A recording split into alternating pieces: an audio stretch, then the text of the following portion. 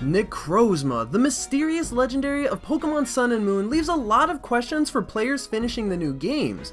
The Ultra Beast lookalike is known as the Prism Pokemon, and well, that's nearly all of the information we know so far.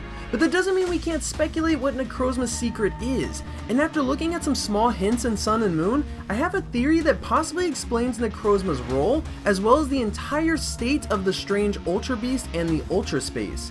This video seeks to look at hints in Pokemon Sun and Moon and speculate/theorize what Necrozma's influence in the potential third or upcoming title may be. So as a reminder, this video is pure speculation and may not be accurate, but that's part of the fun. So let me know what you think of Necrozma in the comments after watching this theory. And now let's jump straight into uncovering Necrozma's secret. The first step into understanding this theory is dissecting the whole question of whether Necrozma is an Ultra Beast or a Legendary.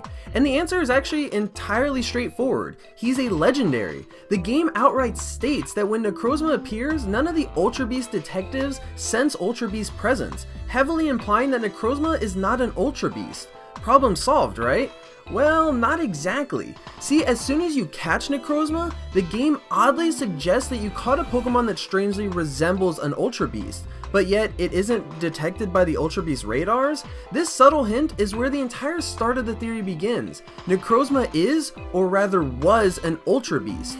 To clarify, let's look at Solgaleo and Lunala, the cover legendaries who possess the power to travel to the Ultra Space using Ultra Wormholes, a power essentially only being possessed by Ultra Beasts. Yet Solgaleo and Lunala can survive and actually thrive in this realm, which suggests that they are indeed Ultra Beasts. Yet to cause some confusion, Ultra Beasts find discomfort in the human world, which partly explains their natural aggression in the story.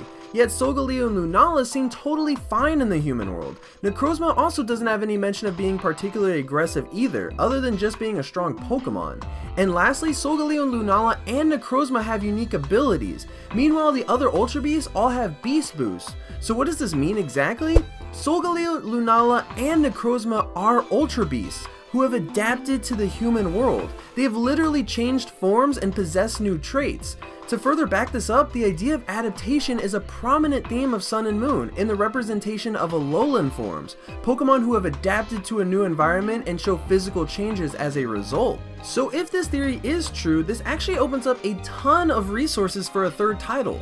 Many people are speculating about codename Pokemon Stars, or more commonly referred to as Pokemon Eclipse, being the next game.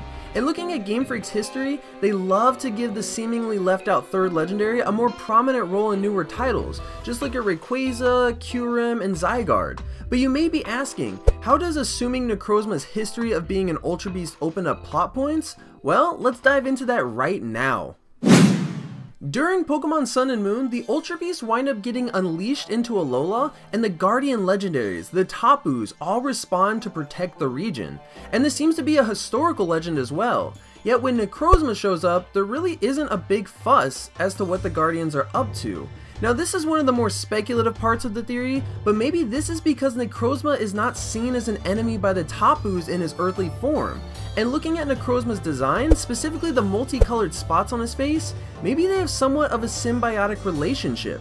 Early in the game, it's revealed that Tapu Koko bestows a rare rock to you, which is later turned into a Z-Ring, implying that the Tapus are sort of the overseers of Z-moves in general. But where do these variously colored Z-crystals come from?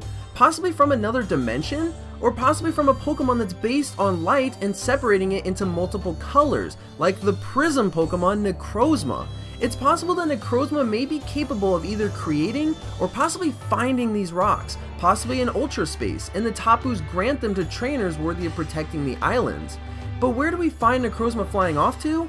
10 Carat Hill, which just so happens to be right next to the original location of the Flynium Z.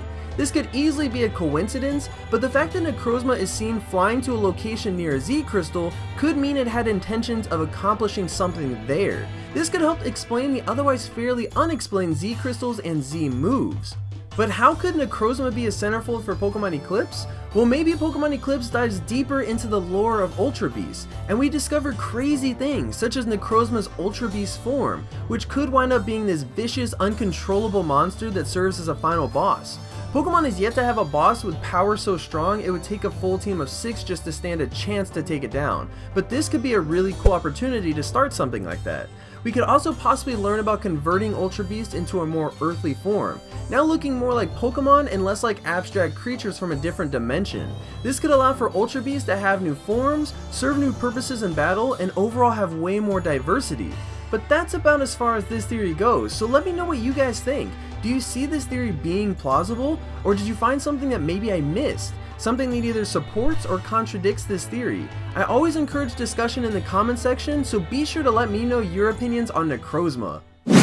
And that about wraps up this theory video on the mysterious Necrozma. Thank you guys so much for watching. If you enjoyed the video, be sure to smash that like button. If you're new to the channel, be sure to subscribe and follow me on Twitter for updates on when I upload new content. And if you haven't gotten your Pokemon craving fulfilled, check out some of my other videos on the screen right now. Thanks again for watching, and I will see you guys in the next video. Peace out.